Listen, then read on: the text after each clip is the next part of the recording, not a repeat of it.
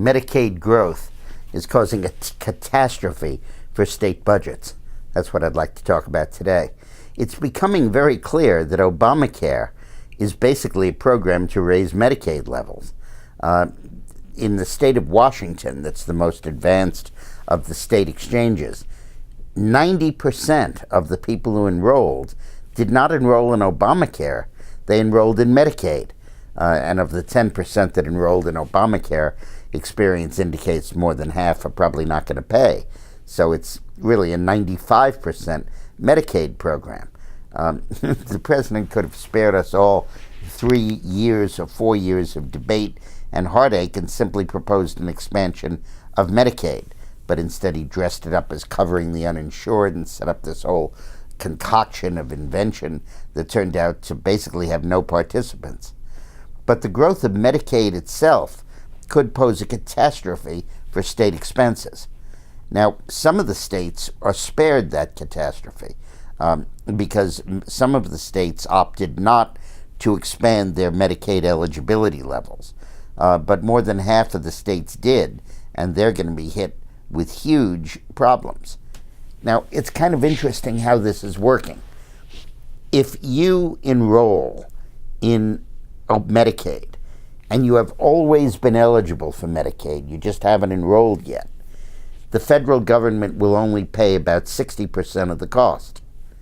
But if you are newly eligible for Medicaid, based on the expansion in Obamacare, the federal government will pay the entire cost for 3 years and 90% for 3 years after that.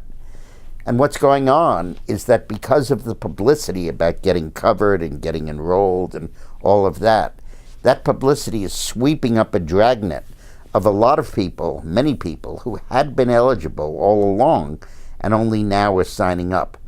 For example, in the state of Washington, 53% of the people who signed up were newly eligible for Medicaid, but 38% have always been eligible for Medicaid.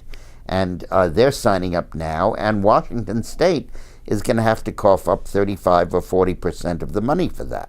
And it'll have a catastrophic impact on state finances. In many states, you're talking about increases of almost $1 billion in Medicaid spending that are going to come due next year.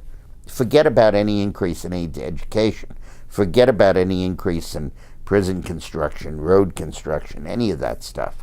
What's going to happen is that state budgets are going to be entirely devoted to paying for this expansion in Medicaid.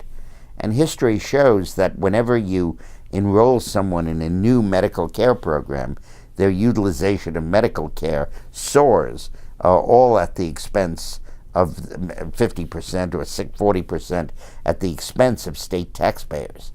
So Obama has really thrown state finances into a tizzy. And the irony of this is that this mainly falls in blue northern states because the southern states have rejected the Medicaid expansion.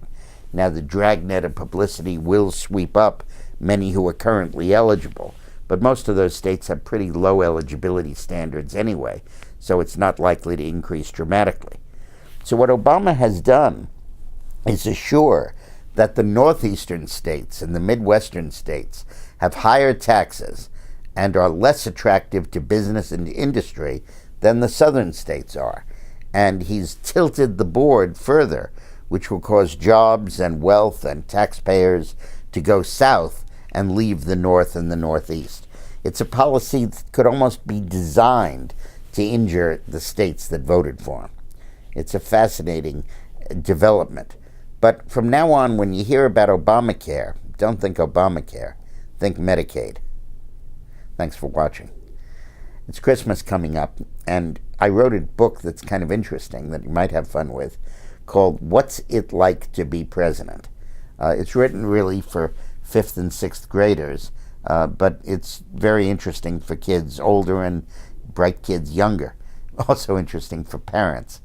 It's a book that is kind of like a text of how government works, but it's not really a text, it's a story. It tells the story about the passage of welfare reform, kind of the last time government worked and the two parties cooperated, and it's nicely illustrated by Clayton Leota with really funny, cute illustrations.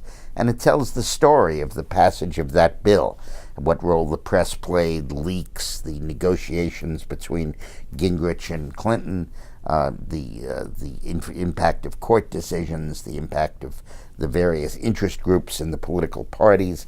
It's a sort of realpolitik view of how this process works, as told through that story. It's called What's It Like to Be President? And you can buy it on Amazon, Barnes & Nobles, or through my website, What's It Like to Be President?